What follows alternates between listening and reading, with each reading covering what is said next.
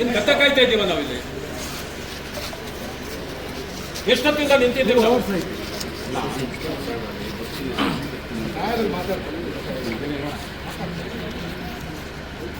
ಒಬ್ಬ opposition leader ನಿಂತಿದ್ದಾರೆ ಅಂತಾರೆ ನಿಮ್ಗೇನು ಸ್ವಲ್ಪನೇ ಗೌರವ ಬೇಡವಾ? ನಿಮಗೆ 2-3 ಅವರಿಂದ ನಿಂತಿದ್ದೀವಿ ನಾವಿಲ್ಲಿ. ಒಂದು FIR ಹಾಕಕ್ಕೆ ನಿಮ್ಗೆ ಬೆಳಗ್ಗೆ 8 ಗಂಟೆಯಿಂದ ಟೈಮು. ಈ ಸರ್ಕಾರದ ಗುಲಾಮಗಿರಿ ಮಾಡಬೇಡಿ. ನಿಮಗೆ ಅಂತ ಒಂದು ಗೌರವ ಇದೆ, ಆ ಗೌರವನ ಉಳಿಸ್ಕೊಳ್ಳಿ ನೀವು. ಕಂಪ್ಲೇಂಟ್ ಅಲ್ಲಿ ಕೊಟ್ಟಿರೋದು ಮೂರು ಹೆಸರಿದೆ, ಹಾಕಿದ್ದೀರಾ? ಕಂಪ್ಲೇಂಟ್ ಅಲ್ಲಿ ಏನಿದೆ ನೀವು ಕೊಟ್ಟಿರೋದು ಅದೇ ಕಂಪ್ಲೇಂಟ್ ಅದೇ. ಹೌದು, ಏನಿದೆ? ನೀವೇನು ಬರ್ದಿದ್ರೋ ಕಂಪ್ಲೇಂಟ್ ಅದೇ ಏನಿದೆ? ಮೂರು ಹೆಸರು ಇದೆಯಾ ಅಲ್ಲಿ? ನೀವು ಕಂಪ್ಲೇಂಟ್ ಏನಿದೆ, ನೀವು ಕಂಪ್ಲೇಂಟ್ ಸರ್, ಇದು first information report sir. Okay, ನೀವು ಕಂಪ್ಲೇಂಟ್ ಏನು ಕೊಟ್ಟಿರೋ ನಾವು ಅದನ್ನೇ ಅಟ್ಯಾಚ್ ಮಾಡಿದ್ದೀವಿ, ಅದನ್ನು ಸಮೇತ ಕೋರ್ಟಿಗೆ ಕೊಡ್ತೀವಿ ಸರ್. ಈಗ ಕಂಪ್ಲೇಂಟ್ ಅಲ್ಲಿ 3 ಹೆಸರು ಇದೆ, ಆ 3 ಹೆಸರು ಇದೆಯಾ ಅದರಲ್ಲಿ? ಇಲ್ಲ ಸರ್. ಮತ್ತೆ ಮಾಡ್ಬೇಕಲ್ವಾ? ನಾನು ಇಲ್ಲಿ ಕೂತ್ಕೊಂಡು ಆವಾಗಿಂದ ಫೋನ್ ಮಾಡಿದಾಗ ಇದೆ ಅಂತ ಹೇಳ್ತೀರಿ.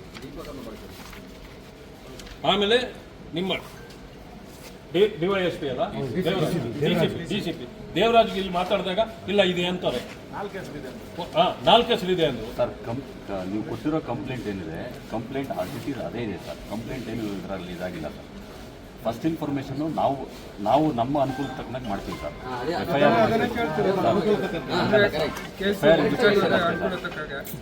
ಸುಳ್ಳು ಸರ್, ಆ ಥರ ಅಲ್ಲ ಸರ್. FIR ರಿಜಿಸ್ಟ್ರೇಷನ್ ನೋಡಿ ಸರ್, ನೀವು ಕಂಪ್ಲೇಂಟಲ್ಲಿ ಏನು ಕೊಟ್ಟಿದ್ದೀರಾ, ನಿಮ್ಮ ಕಂಪ್ಲೇಂಟೇ ನಾವು ಎಂಡಾರ್ಸ್ಮೆಂಟ್ ಮಾಡಿದ್ದೀವಿ, ಅದನ್ನೇ ಕೋರ್ಟಿಗೆ ಕೊಡ್ತಾ ಇದ್ದೀವಿ. ನಾವೇನು ಅದರಲ್ಲಿ ಏನು ಬದಲಾವಣೆ ಏನು ಮಾಡಿಲ್ಲ. ಅದನ್ನು ಮಾಡೋದು FIR ಏನು ಹೆಸರುಗಳನ್ನು ಮೆನ್ಷನ್ ಮಾಡಿದ್ರು ಅದು ಬರಬೇಕಾ ಬೇಡವಾ ಸರ್? ಇತರರು ಅಂತ ಹಾಕಿದ್ದಾರೆ ಸರ್. ಹೋಗ್ಲಿ, ಇತರರು ನಾನಾ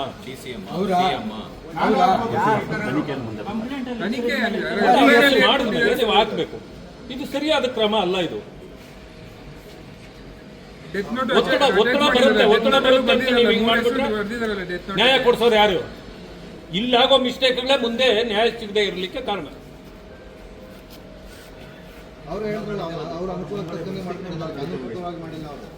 ನಾವು ಇಷ್ಟು ಮಾತಾಡ್ತಾ ಇದ್ದೀವಿ, ಅಶೋಕ್ ಅವರು ಬಂದು ಇಲ್ಲಿ ನಿಂತು ಅವ್ರು ಹೋದ್ರು ಹಾಸ್ಪಿಟ್ಲ್ಗೆ ಹೋಗ್ಬೇಕು ಅಂತ. ನಮಗೂ ಹುಷಾರಿಲ್ಲ, ಆದ್ರೂ ಕೂಡ ಅವ್ರಿಗೆ ನ್ಯಾಯ ಕೊಡಿಸ್ಬೇಕಲ್ಲ, ನಾವು ಕಾಯ್ತಾ ಕೊಡ್ತಿದ್ದೀವಿ. FIR ಇದನ್ನ ಟೈಪ್ ಮಾಡಕ್ಕೆ ಎಷ್ಟು ಹೊತ್ತಾಗ್ಬೋದು? ಬೇಡ, 1 ಅವರ್ ತಗೊಳ್ಳಿ. ಈ ರೀತಿ ಮಾಡಿದ್ರೆ ಹೇಗೆ ನೀವು? ಸರ್ಕಲ್ ಇನ್ಸ್ಪೆಕ್ಟರ್ ಬಂದು ಮಾತಾಡಬೇಕು. ಒಂದು ನೀವು ಆಪೋಸಿಷನ್ ಲೀಡರ್ ಇದ್ದೀರಾ, ಸರ್ಕಲ್ ಇನ್ಸ್ಪೆಕ್ಟರ್ ಕರ್ಸಿ ಸರ್. ಇಲ್ಲ ನಾವು ಮಾತಾಡೋಣ. ಇಲ್ಲಿಂದ ಬಾಡಿ ತಗೊಂಡು ಹೋಗೋದಿಲ್ಲ, ನಾವು ಬಾಡಿನೂ ತಗೊಳ್ಳಲ್ಲ, ಆಗೋದಿಲ್ಲ. ಆ ಹೆಸರು